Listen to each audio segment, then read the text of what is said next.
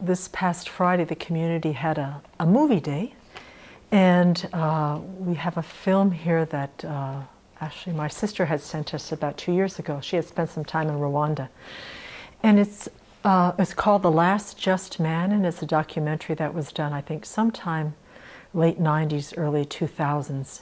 And it's a documentary on the genocide in Rwanda, where over the course of 100 days, almost over 800,000 people were killed.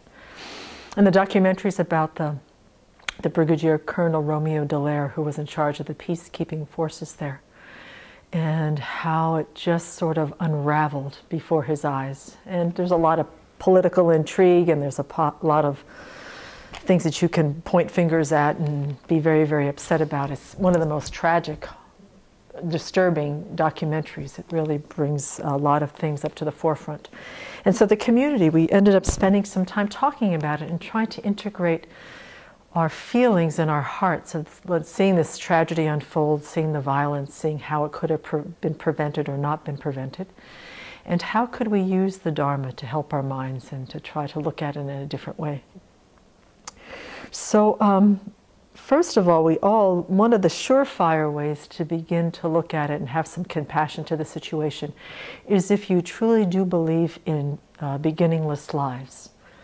A few of us said, it turned our attention to our purification practice, to purify what inevitably and assuredly all of us have done sometime in some previous life, where we have, through an incredible wrong view of seeing other people as the epitome of enemy to be destroyed, and that and in the search for trying to find happiness through such horrific things as torturing and mutilating people.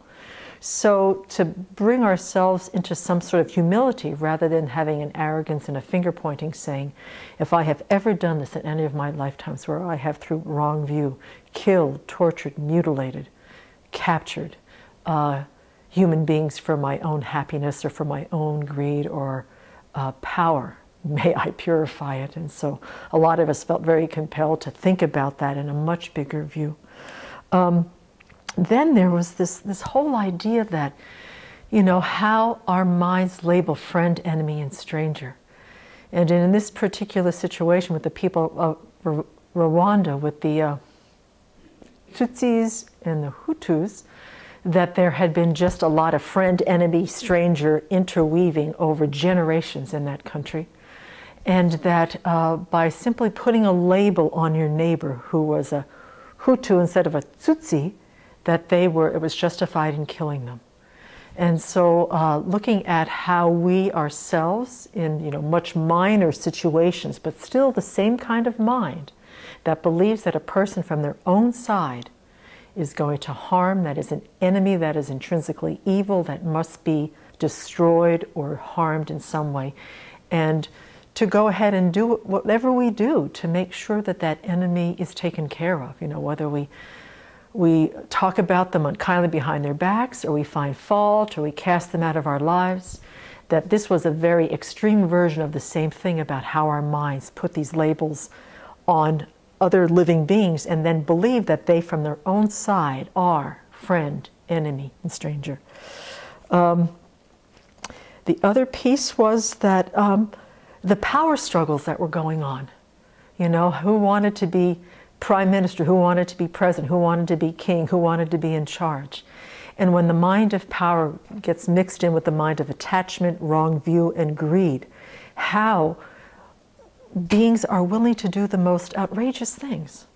And so once again, thinking about, whatever power, whatever attachment to reputation, to praise, to greed, to whatever I see as something that is going to make me happy and make me superior among others, may I be able to purify those seeds, because whether they're dormant or latent, they're in the minds of all of us. And so the movie was, and that these beings have been our mothers over countless lifetimes. And here they are in front of our eyes, killing each other in the most horrific way.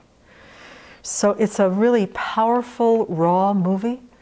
There's a lot of things that if you use the Dharma, you can really be humbled by the sight of the suffering of cyclic existence to the extreme in which living beings will go to the extremes to find happiness and to avert suffering, and how the mind, through ignorance and self-grasping, distorts reality to such an extreme to cause such a tragedy in our world.